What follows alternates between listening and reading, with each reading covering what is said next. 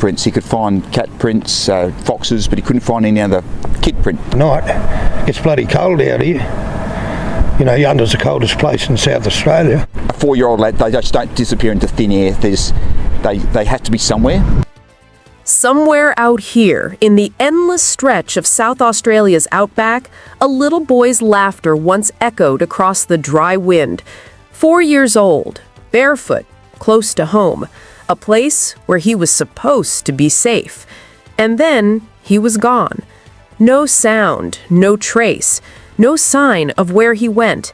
In the space of a single ordinary afternoon, a family's world cracked open, and a small rural community was left with a silence that has only grown heavier with each passing day.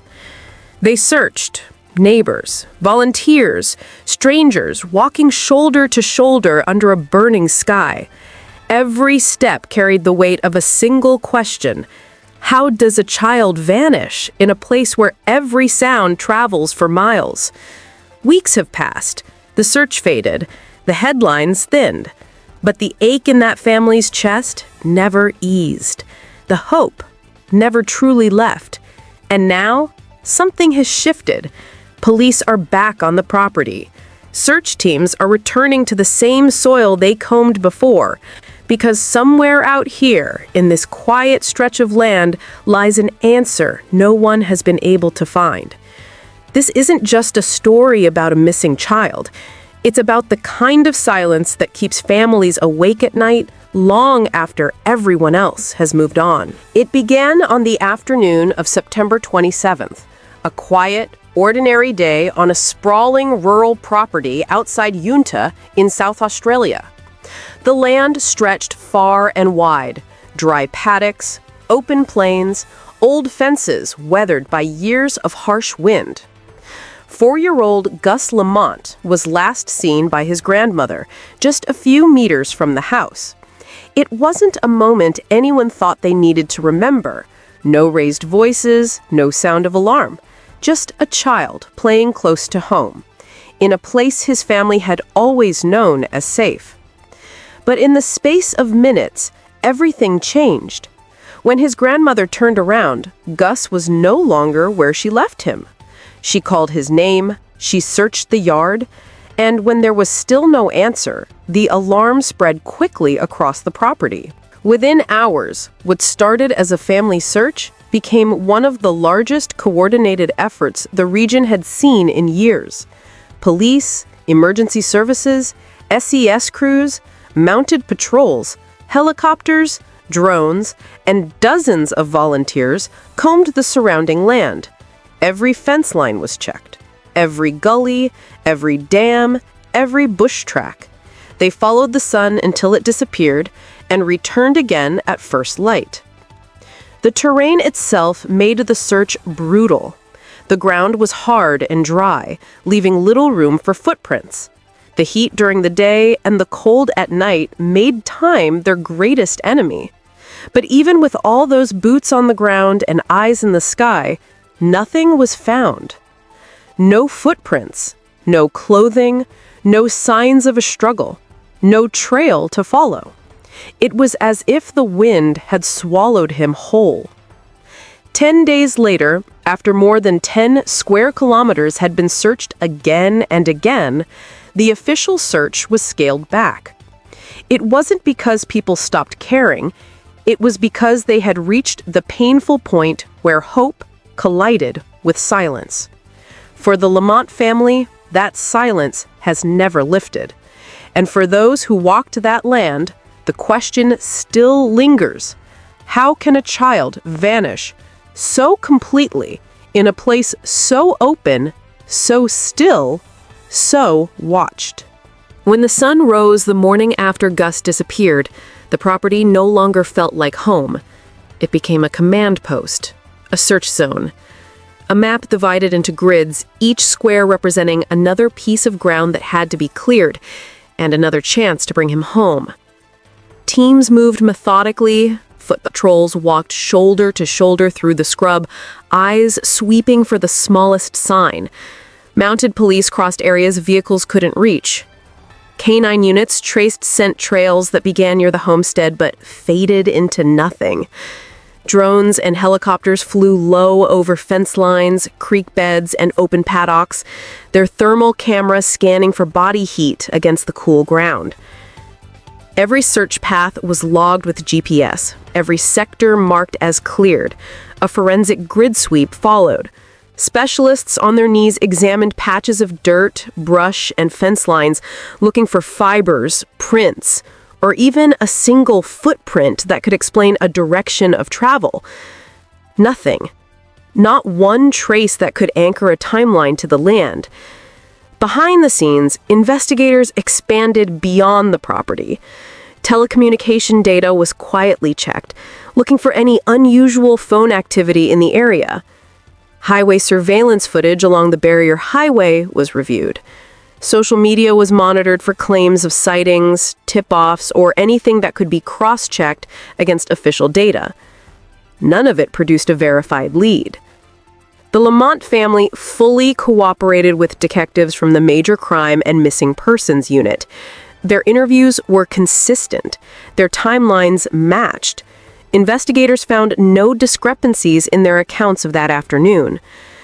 And yet, for experienced search coordinators, what stood out wasn't what was found. It was what wasn't.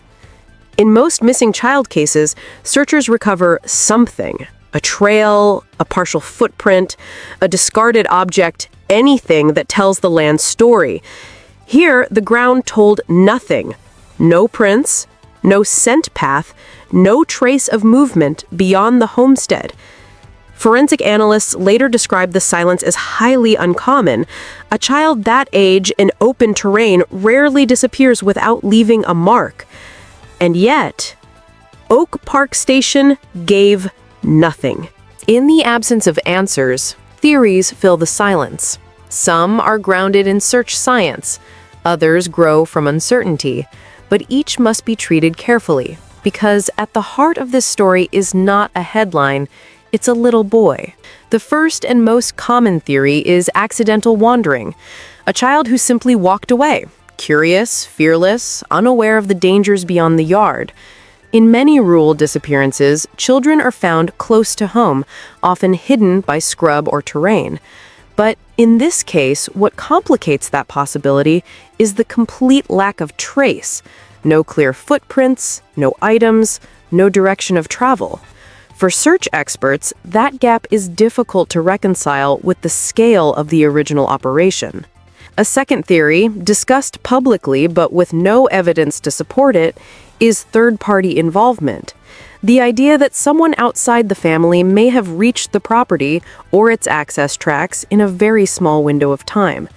It's a theory that fits the absence of ground sign, but without confirmed sightings, vehicle traces, or forensic evidence, it remains unproven. Authorities have made no statement suggesting foul play. A third possibility involves search grid error or overlooked evidence. It's operational, not accusatory. If something was missed in the early hours, or if the terrain concealed something subtle, the renewed search could be a way to close those gaps, to make sure nothing, no matter how small, was left unseen. These are theories, not facts. What is fact is this: no conclusive evidence has surfaced to explain what happened on that late afternoon in September. And behind every line of speculation is a 4-year-old boy. Gus loved the outback. He was known for following the family dog around the yard, for chasing light in the paddocks when the day softened. He was not a name in a file. He was someone's son, someone's grandson, someone's brother. As the investigation stretched into weeks, the weight of this disappearance didn't just fall on detectives. It fell on an entire community, one that had searched with their own hands and now lives with questions no one can yet answer. For the Lamont family, every day since September 27th has been lived in a quiet they never asked for. Friends have spoken publicly on their behalf, people like Fleur Tiver, who has stood by the family, defending their integrity and reminding the public that behind every headline is real pain. The Lamonts have cooperated with investigators from the start. They've faced relentless scrutiny not just from authorities, but from strangers online. As the case spread across the internet, misinformation and unfounded accusations began to circulate. AI-generated images, false claims of sightings, anonymous speculation, none of it verified. Each rumor chipped away at what little peace the family had left. In small towns, news doesn't just travel fast, it settles deep. Fear took hold. Distrust followed. People who once felt safe leaving doors unlocked now look over their fences at night, wondering how something like this could happen so close to home. Volunteers who once walked that land shoulder to shoulder now carry the emotional exhaustion of a search that gave them no answers. And for Gus's family, this isn't a case that lives on a screen. This is their morning, their night, their silence. Every sunrise without Gus isn't just another day. It's another unanswered question. Another hour where the world keeps moving and their little boy is still missing. As of now, the Major Crime and Missing Persons Unit remains at the center of this investigation. Their role is no longer focused on grid searches or field coordination. It's methodical, slow, built on evidence, not assumption. No one has been charged, no suspects have been named, and police have made it clear that at this stage, they are keeping all scenarios open. This is the difficult middle ground where hope and law meet, where a child's disappearance shifts from an emergency response to a long, careful criminal investigation. In Australia, once survival timeframes pass and no clear evidence of location emerges, missing child cases are formally escalated. What was once a search becomes a criminal inquiry, even when there's no confirmed foul play. It's a legal process designed to preserve every possible lead, no matter how faint. Investigators are acutely aware that in rural terrain, forensic accuracy can make or break the case. Wind, sand, and animal activity can erase evidence in hours. A single footprint can disappear overnight. That's why every soil sample, every aerial image, every data point is cataloged with precision. Because in the absence of visible clues, forensic integrity becomes the backbone of justice. Behind the silence, the work continues, quietly, carefully, and under the full weight of the law. This case isn't just about a single child's disappearance. It has become a mirror held up to the fragile reality of rural life. In places where wide land meets thin resources, the vulnerability runs deep. There are no security cameras, no passing crowds, just long roads, open paddocks, and silence. When answers don't come, that silence does something to people. It fractures communities. It creates gaps where trust used to be. Neighbors who once shared tea and quiet evenings now live with a question none of them can answer. And in the digital age, the story doesn't stay local. Public pressure, online narratives, and media framing build a second world around the real one. A world where rumor spreads faster than fact, and families already grieving are forced to defend themselves against strangers they've never met. But beyond all the noise, there's something simpler, something that should never be lost.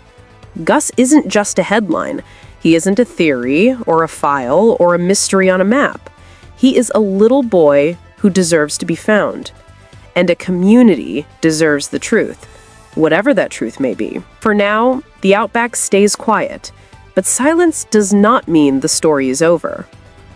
As investigators step once again onto Oak Park Station, hope steps with them. Every meter of land they cover, every new lead they follow, is one more chance to bring Gus home, to give a family the answers they've waited too long to hear. This story isn't over, and it must not be allowed to fade.